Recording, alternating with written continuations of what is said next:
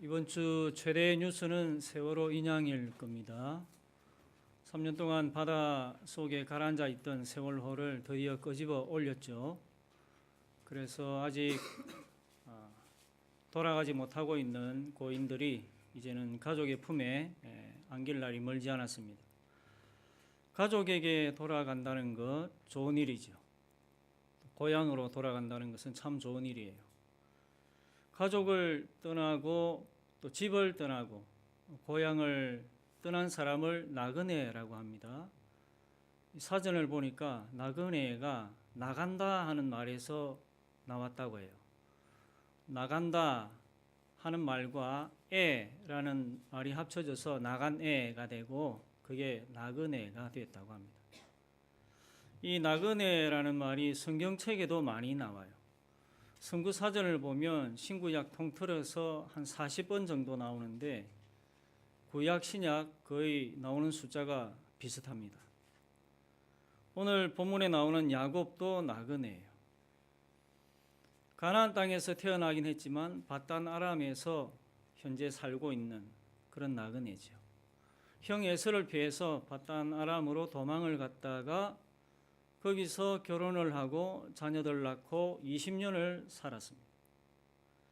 하지만 이 나그네의 마음속에는 늘 고향이 그립죠. 부모님이 계신 고향이 늘 살아 있습니다. 그래서 야곱도 다시 고향으로 가고 싶어졌어요. 그래서 마음을 먹고 고향으로 가게 됐어요. 오늘 본문의 내용이 바로 이 야곱이 고향으로 찾아가는 이야기예요. 야곱뿐만 아니고 사실 우리도 다 이 고향을 향해서 가고 있는 나그네죠. 하나님이 계신 천국, 그것이 우리의 고향입니다. 성경에서는 이것을 본향이라고 해요. 본래의 고향이다. 고향 중의 고향, 본래의 고향, 본향. 천국이 우리의 본향이에요. 히브리서에 보면 우리를 앞서갔던 모든 믿음의 조상들이 바로 그 본향을 바라보고 살다가 떠났다. 그렇게 기록하고 있어요. 그래서 지금 우리는 천국 본향을 향해서 가고 있는 중입니다. 그래서 이 길을 우리는 잘 걸어가야 되겠죠. 천국 본향 도착할 때까지. 그러면 어떻게 하면 잘 걸어갈 수 있을까? 우리가 이 땅에서 천국 본향 갈 때까지 어떻게 잘 걸어갈 수 있을까? 첫째는 도망을 쳐야 돼요. 도망을 치라. 어디로부터 도망을 칠까요? 세상으로부터 도망을 잘 쳐야 됩니다. 여러분 손자병법 들어봤죠?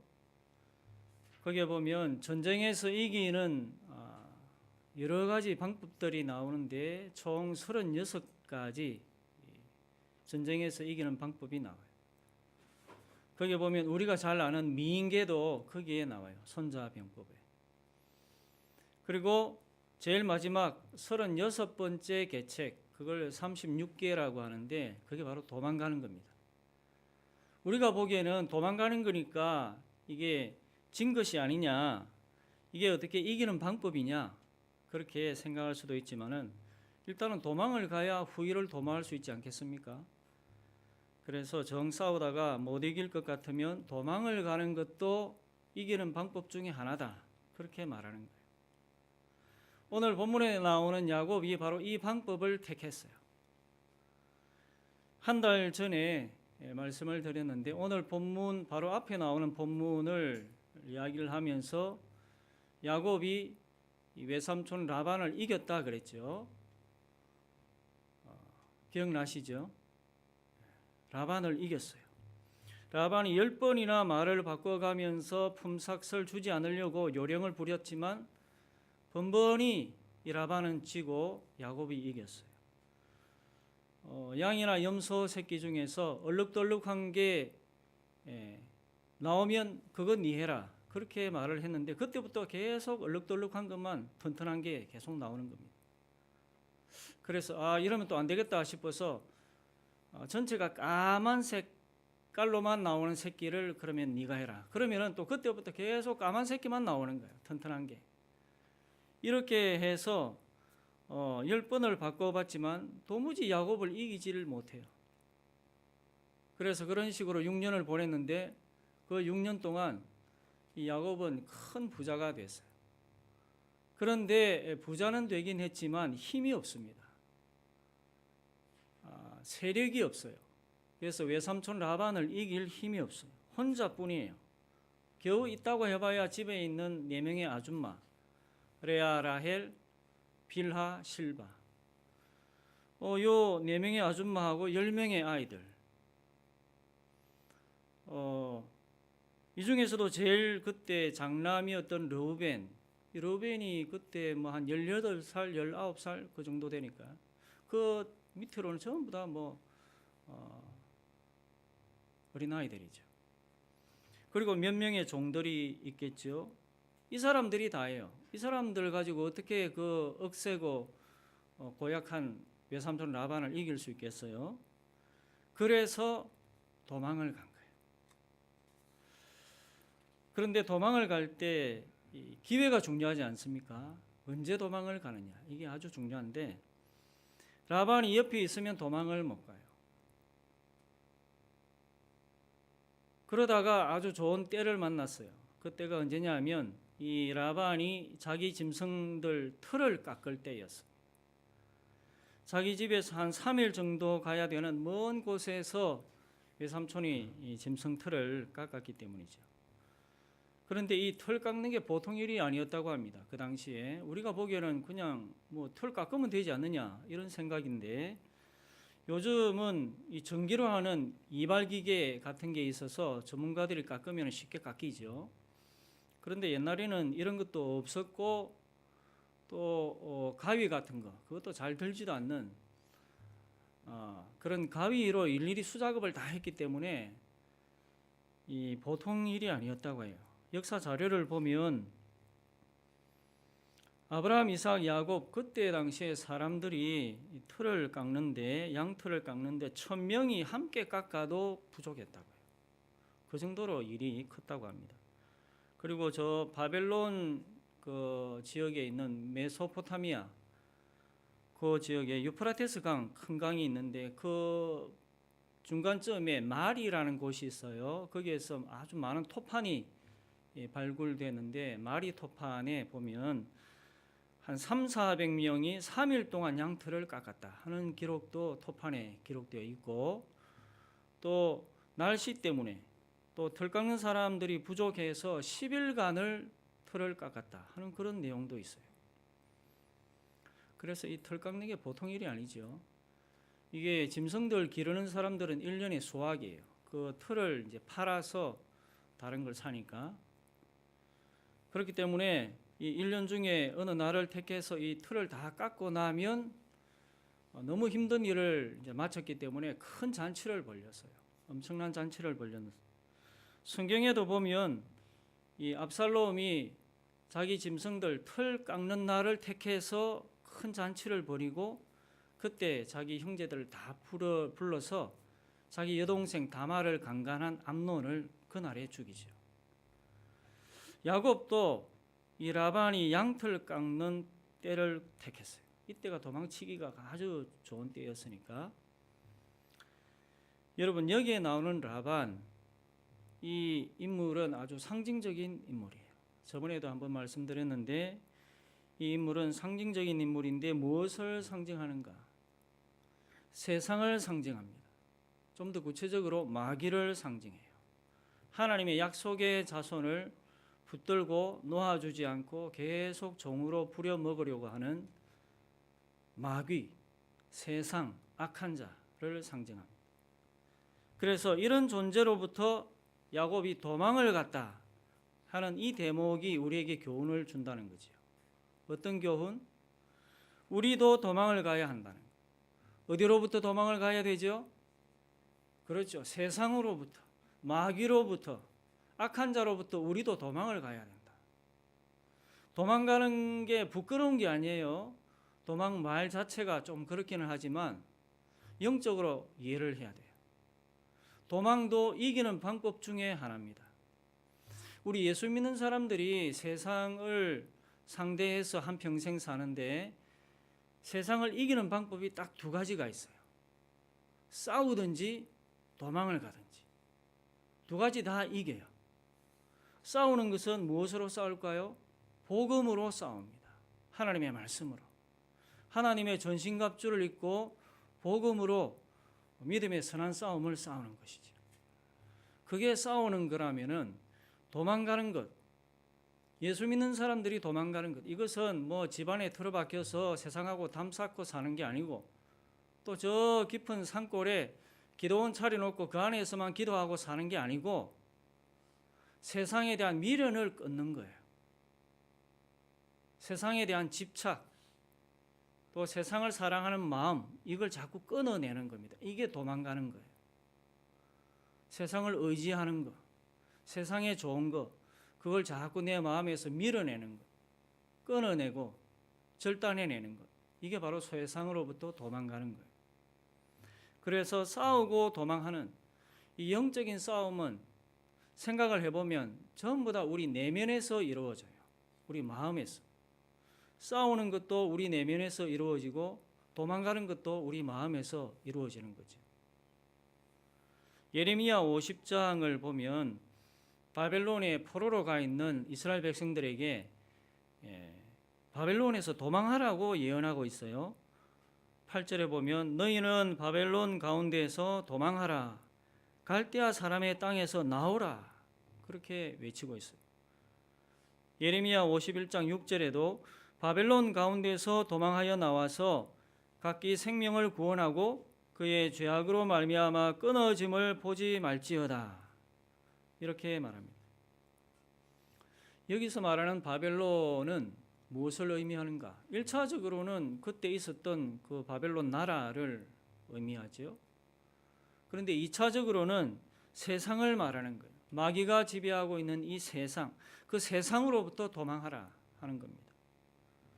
그래서 이 구약의 예언이 어디에 가서 완성이 되느냐? 요한계시록에 가서 완성이 되는데 요한계시록 18장 2절에서 4절 우리 한번 찾아볼까요? 네, 한번 찾아봅시다. 요한계시록 18장 2절에서 4절입니다.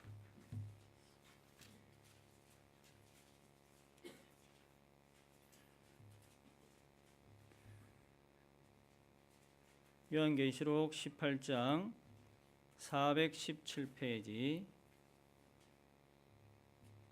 2절에서 4절 우리 같이 한 목소리로 읽어봅시다. 시작. 힘찬 음성으로 외쳐 이르되 무너졌도다 무너졌도다 큰 성 바벨론이여 귀신의 처소와 각종 더러운 영이 모이는 곳과 각종 더럽고 가증한 새들이 모이는 곳이 되었도다. 그 음행의 진노의 포도주로 말미암아 만국이 무너졌으며 또 땅의 왕들이 그와 더불어 음행하였으며 땅의 상인들도 그 사치의 세력으로 치부하였도다 하더라. 또 내가 들으니 하늘로부터 다른 음성이 나서 이르되 내 백성아 거기서 나와 그의 죄에 참여하지 말고 그가 받을 재앙들을 받지 말라. 아멘. 여러분 지금 이 소리는 천사가 외치는 소리예요. 힘찬 음성으로. 4절에 보면 내 백성아 거기서 나오라. 바벨론에서 나오라. 그렇게 외치고 있죠. 이 외침은 바로 우리에게 외치는 외침입니다. 바벨론 같은 세상에서 도망해 나오라 이 말이. 도망치는 방법은 뭐라고 했습니까? 세상으로부터 도망치는 방법은 미련을 끊는 것, 집착을 끊는 것, 세상을 사랑하고 의지하는 마음을 끊어내는 것. 그야말로 나그네 같은 마음으로 살아가는 거죠. 나그네 같은 마음으로 이 세상을. 하나님이 언제라도 부르시면 하나님이 나를 언제라도 부르시면 훌훌 털고 나는 간다 하는 이런 나그네 같은 마음. 이런 마음으로 살아가는 것. 여러분 우리는 이미 천국을 향해서 출발했어요. 우리 주나임 교회는 이미 출발했습니다. 영적으로 이 세상을 이미 떠났어요. 그렇기 때문에 우리 마음에 아직까지도 남아있는 세상에 대한 미련, 집착, 또 성공에 대한 야망 그런 게 있다고 한다면 그것을 버려야 돼요. 물론 한 번만에 다 버려지지는 않겠죠. 세상에 있는 게 얼마나 좋습니까? 하지만 천국 본향을 바라보면서 땅에 있는 것들을 자꾸 버리고 밀어내고 끊어버리는 이런 영적인 훈련, 이 훈련을 계속해 나가야 돼요. 이게 세상으로부터 도망하는 겁니다. 두 번째로 우리가 본향까지 잘 가기 위해서는 두 번째는 버려야 합니다. 첫 번째는 도망을 쳐야 되고 두 번째는 버려야 돼요. 뭘 버려야 될까요? 뭘 버려야 될까? 세상 것을 버려야 되겠죠. 세상 것을 버려야 돼요. 세상으로부터 도망을 치고 또 세상 것을 가지고 도망을 치면 안 돼요. 도망은 잘 쳤는데 세상 것 가지고 도망을 치면 누가 따라옵니까? 세상이 따라오지요. 그거 자기 거라고 찾으려고 세상이 쫓아와요. 마귀가 내 거라고 하면서 뒤쫓아옵니다. 내 다리 내 나라 이렇게 외치면서 쫓아와요. 우리 어릴 적에 전설의 고향 많이 봤습니다.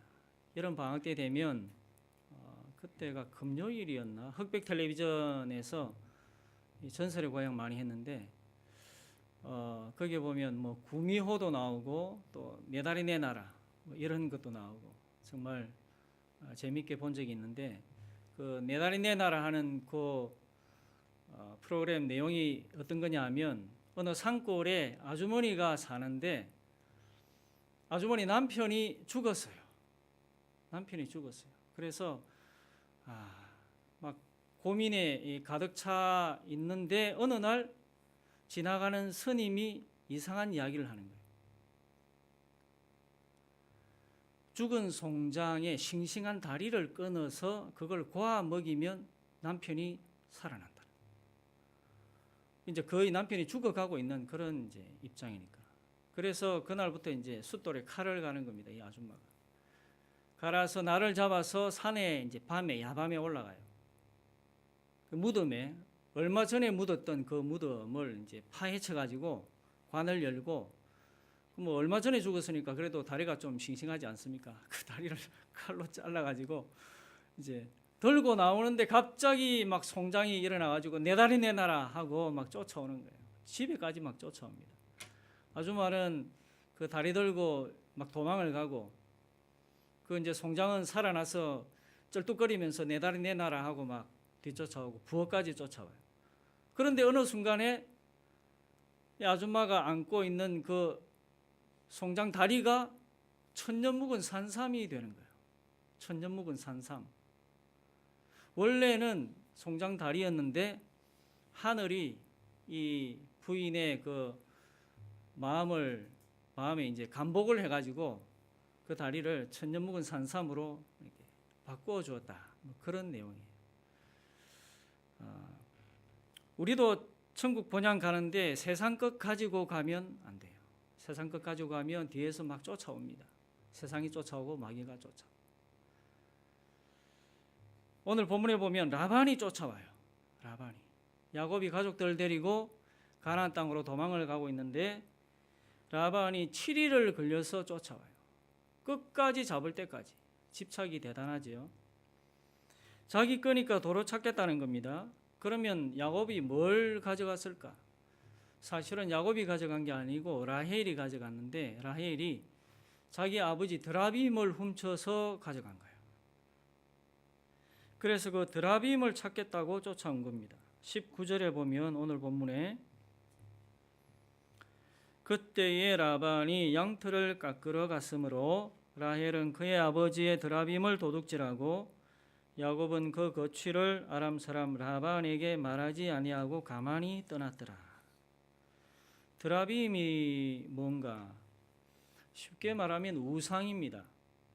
그 당시에 드라빔은 가정을 지키는 가정의 수호신 역할도 했고 또 점을 치는 데 사용을 했다고 해요.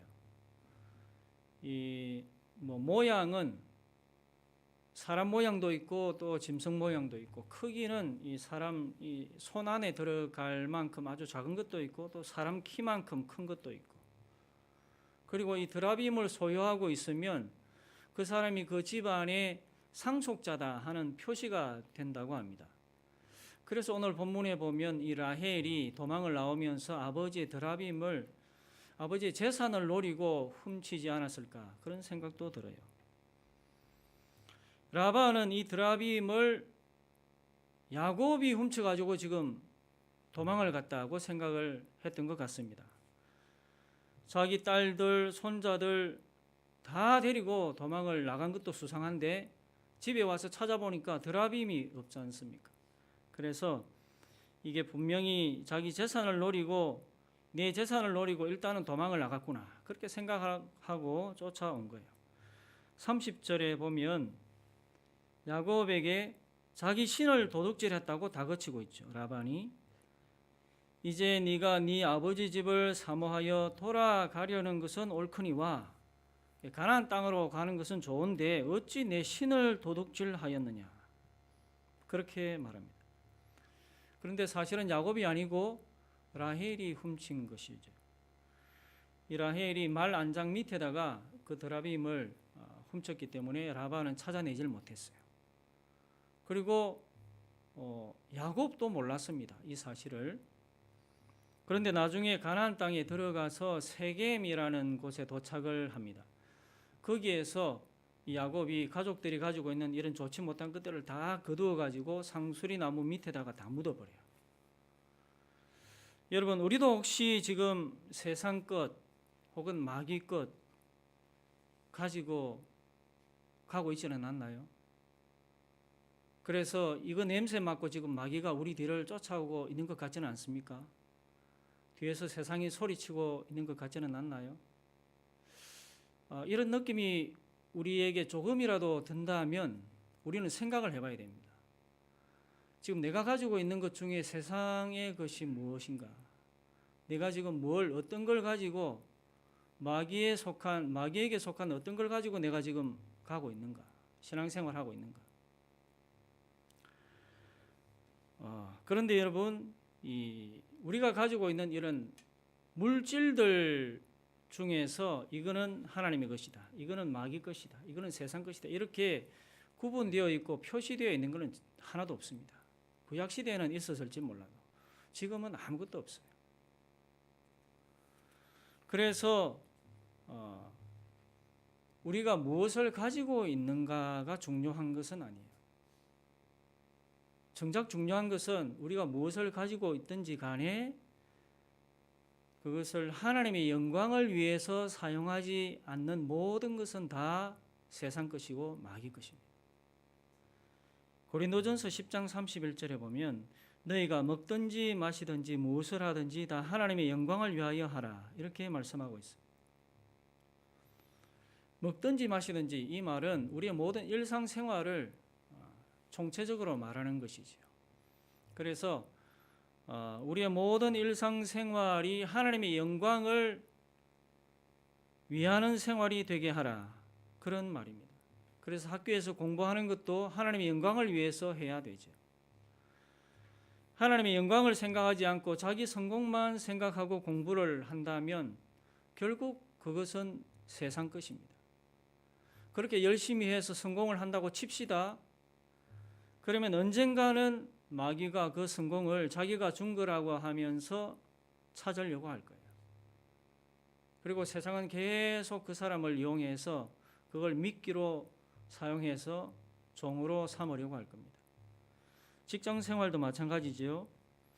직장 생활도 하나님의 영광을 위해서 해야 되는데 이런 하나님의 영광을 생각지 않고 그저 먹고 살기 위해서만 직장 생활하고 돈을 벌고 한다면 이것은 근본적으로 목적을 잃어버린 것이에요. 우리 그리스도인으로서의 목적, 우리 신앙생활의 목적은 하나님의 영광을 나타내고 드러내는 겁니다. 그런데 이런 목적의식 없이 공부하고 일하고 먹고 자고 시간을 보내고 이러는 것은 참으로 힘들고 지루한 일이에요. 모든 게 다 헛된 일이죠. 그렇기 때문에 우리가 무엇을 가지고 있든지 간에 또 우리가 무슨 일을 하든지 간에 하나님의 영광을 위해서 하는 것, 이것이 참으로 중요합니다. 하나님이 주신 재능이나 달란트, 심지어는 성령의 은사까지도 마찬가지예요. 이것을 하나님의 영광을 위해서 사용하지 않으면 결국 세상 것이 되고 마귀의 도구가 되고 말아요. 구약 성경에 나오는 사울 왕을 보세요. 사울 왕은 이스라엘의 첫 번째 왕이었습니다. 하나님이 첫 왕으로 세워주셨어요. 그런데 사울은 그 왕권을 가지고 어떻게 사용했습니까? 하나님의 영광을 위해 사용하지 않고 자기를 위해 사용하고 또 다윗을 쫓아가고 다윗을 잡는데 그 권력을 사용했어요. 그래서 결국은 하나님으로부터 버림을 받았습니다. 도리어 하나님의 나라를 허무는데 그 권력을 사용한 거죠. 지난 수요일에 살펴봤던 요압, 이 요압이라는 인물은 다윗의 군대 장관이었습니다. 하나님이 세우는 왕 다음으로 높은 사람이에요. 이 사람이 그 권력을 어떻게 사용했습니까? 하나님의 영광을 위해 사용하지 않고 자기의 명예를 위해서 또 자기의 사사로운 복수를 위해서 사용을 했어요. 그래서 그 군대 장관이라고 하는 그 큰 힘이 도리어 마귀의 도구가 되고 말았어요. 결국 하나님으로부터 버림받았습니다. 신약 성경에 나오는 가룟 유다, 이 사람은 제자였습니다. 예수님의 제자. 예수님의 제자는 정말 명예롭고 영광스러운 그런 자리가 아닙니까? 제자의 자리라는 게. 그런데 가룟 유다는 그 제자의 자리를 하나님의 영광을 위해 사용하지 않고 개인적으로 돈을 밝히는 데 사용했어요. 그래서 결국 그 자리가 예수님을 죽이는 마귀의 도구가 되고 말았습니다. 이 사람도 버림받았습니다. 여러분, 우리 손에 무엇이 있든지 간에, 내가 지금 뭘 가지고 있든지 간에, 내가 또 무슨 일을 하든지 간에 그것을 하나님의 영광을 위해서 사용하지 않으면 그것은 반드시 세상 것이고 마귀 것이에요.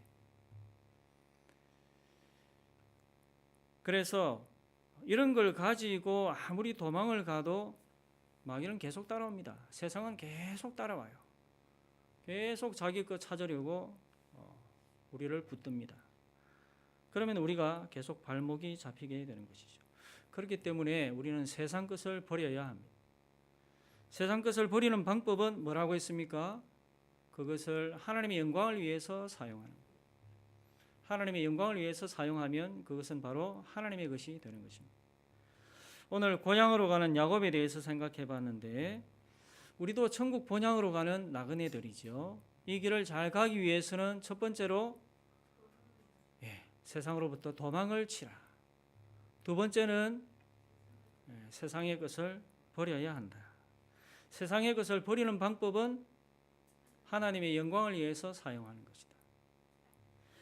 이 두 가지를 잘 할 때 천국 가는 우리 나그네 길이 훨씬 더 한결 더 가벼워질 겁니다. 늘 믿음으로 승리하는 우리 모두가 되시기를 축복합니다.